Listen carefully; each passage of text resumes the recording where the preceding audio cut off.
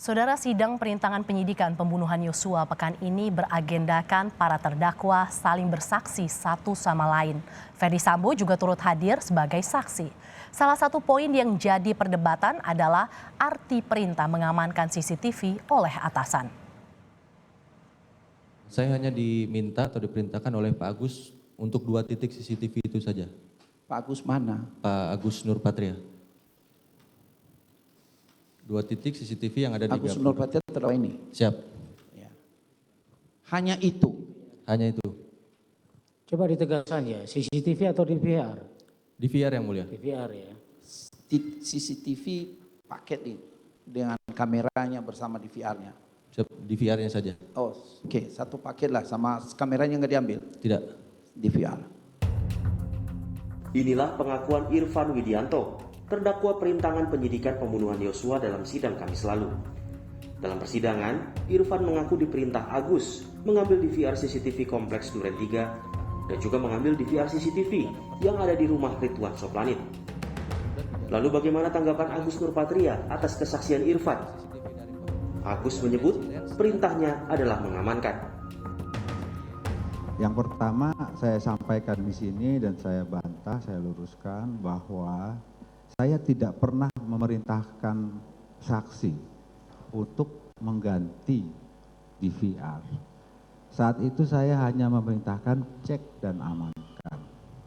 Itu yang pertama. Yang kedua, setelah saksi selesai melakukan kegiatan, saya ingat betul saksi lapor ke saya. Izin komandan, izin bang, perintah sudah saya laksanakan. Petunjuk saya terakhir adalah, Van, tolong kamu koordinasi sama Kasat Reskrim. Setali 3 uang, Ferdy Sambo, atasan Agus di Propam Polri juga ikut berkilah. Dalam sidang Jumat kemarin, Sambo bersaksi hanya memerintahkan pengecekan. Itu makanya saudara memastikan itu diamankan. Saya waktu itu hanya natural untuk mengecek saja yang mulia. Iya, itu mengecek itu.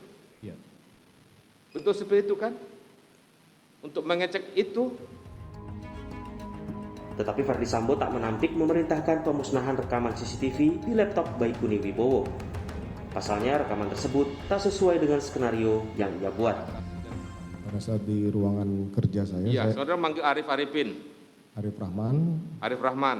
saya sampaikan disimpan di mana rekaman itu, di laptop dan flash disk.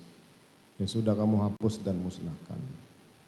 Saudara tanya di Ferdy laptop siapa? Saudara tanya kepada Arif Rahman. Soal beda mengartikan perintah, mantan Hakim Agung Gayus Lumbun menyebut para terdakwa akan diadili berdasarkan perbuatan masing-masing dan tidak akan terlepas dari hukum hanya karena beralasan menjalankan perintah. Nah, kita harus mempelajari kalau ini atas perintah, tanggung jawab pidananya itu sebenarnya atas perintah yang seperti apa. Betul. Ya, kita tidak punya satu konsep pidana tanggung jawab bersama ya, artinya kolektif responsibility itu nggak ada di pidana kita di Indonesia. Itu masing-masing berbuat, ukurannya seperti itu, kemudian tanggung jawab pada tugasnya seperti apa. Itu nanti berkait-kaitan, sehingga tidak bisa masing-masing disatukan karena perintah satu orang ini maka semua menjadi terlepas, ya tidak bisa begitu. Masing-masing akan diperiksa, diadili menurut perbuatannya, dan perbuatan itu berdasarkan perintah. Hubungan perintah seperti apa? Di sini kan ada, nanti hakim bisa mengukur perintah-perintah yang memang semestinya sebagai anggota Polri itu sangat tahu bahwa perintah seperti ini harus dihindari. Majelis hakim tentu harus mencermati keterangan dari tiap terdakwa, sebab mereka tentu ingin lepas dari jerat hukum dengan dalih menjalankan perintah. Tim Liputan, Kompas TV.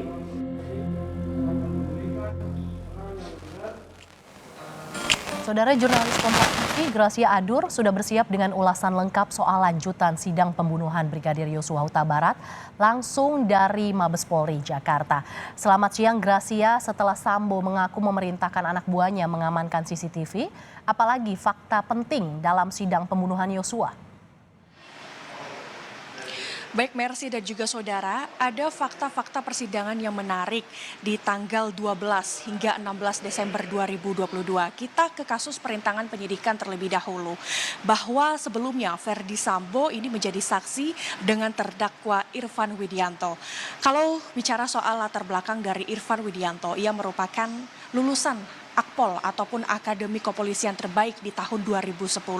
Nah, dalam keterangan yang disampaikan oleh Verdi Sambo, ada poin-poin yang menarik di sini. Di antaranya adalah ia mengaku menghubungi anak buahnya untuk membuat skenario pembunuhan Brigadir Yosua.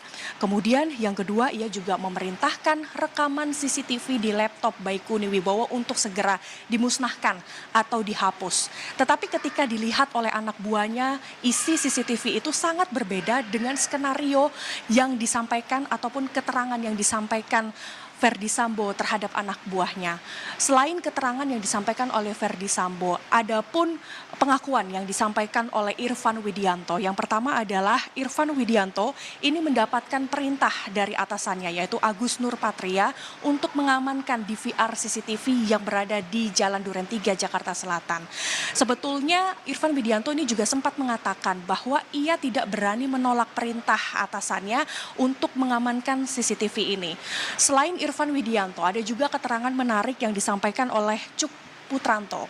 Cuk Putranto dilarang oleh Verdi Sambo untuk melapor ke pimpinan soal apa saja yang ia lihat dalam isi CCTV ataupun rekaman CCTV yang terjadi di Duren 3 Jakarta Selatan. Kemudian Hendra Kurniawan ini juga menyampaikan keterangannya. Ia diminta untuk mengecek dan mengamankan CCTV di kompleks Duren 3 Jakarta Selatan. Sebetulnya Mercy dan juga saudara bahwa seluruh keterangan-keterangan yang disampaikan oleh terdakwa perintangan penyidikan ini semuanya sama, yaitu meminta agar majelis hakim untuk mempertimbangkan kembali karena mereka hanya melakukan perintah dari Verdi Sambo dan tidak berani menolak perintah atasannya. Dan ini bisa menjadi modal kuat ataupun strategi kuat dari para terdakwa dari kasus perintangan penyidikan yang sudah di PTDH ini agar hakim bisa mempertimbangkan agar ancaman hukumnya ini juga diringankan, saudara.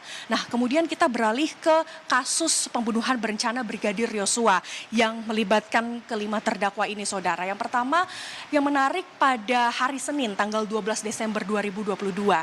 Saat itu Putri Chandrawati menjadi saksi dengan terdakwa Richard Eliezer, Ricky Rizal dan juga Kuat Ma'ruf. Pada tanggal 12 Desember, sidang keterangan saksi Putri Chandrawati ini sempat dilakukan secara tertutup, saudara. Karena pada saat itu Putri Chandrawati melakukan adegan tindakan asusila yang dilakukan oleh Yosua Huta Barat terhadap Putri Chandrawati. Nah, adapun keterangan-keterangan Putri Chandrawati yang disampaikan pada Senin 12 Desember lalu, yang menarik adalah yang pertama, Putri Chandrawati ini mengaku Yosua Huta Barat melakukan kekerasan seksual, yaitu juga ada pengancaman dan juga ia mengaku dirinya dibanting sebanyak 3 kali, saudara. Kemudian yang kedua, pengakuan yang kedua adalah Putri Chandrawati dipaksa oleh suaminya Verdi Sambo untuk membuat laporan pelecehan seksual. Dan yang ketiga, Putri Chandrawati membantah pernah memberi uang miliaran rupiah dan juga handphone kepada 3 terdakwa Richard Eliezer, Ricky Rizal, Kuat Ma'ruf usai mengeksekusi Yosua Huta Barat, saudara. Nah, itu dari sisi keterangan yang disampaikan oleh Putri Chandrawati. Yang menarik juga dari sisi jaksa penuntut umum yang sempat menunjukkan hasil poligraf dari Putri Chandrawati, bahwa keterangan yang disampaikan oleh Putri Chandrawati dari hasil poligrafnya dinyatakan banyak yang berbohong. Hal ini berkaitan soal hubungan di luar pekerjaan antara Putri Chandrawati dengan Yosua Huta Barat. Ini menjadi tanda tanya besar bagi kita semua karena pertanyaan-pertanyaan yang disampaikan oleh jaksa penuntut umum ada dugaan ke sana, adanya dugaan antara hubungan romantis Putri Chandrawati dan juga Yosua Huta Barat. Nah, kita tunggu bersama Mercy dan juga saudara persidangan yang akan dilakukan pada pekan depan, apa saja fakta-fakta persidangan yang menarik nantinya. Mercy. Sejumlah fakta penting terungkap dalam persidangan pembunuhan Brigadir Yosua. Terima kasih Gracia Adur atas ulasan Anda langsung dari Mabes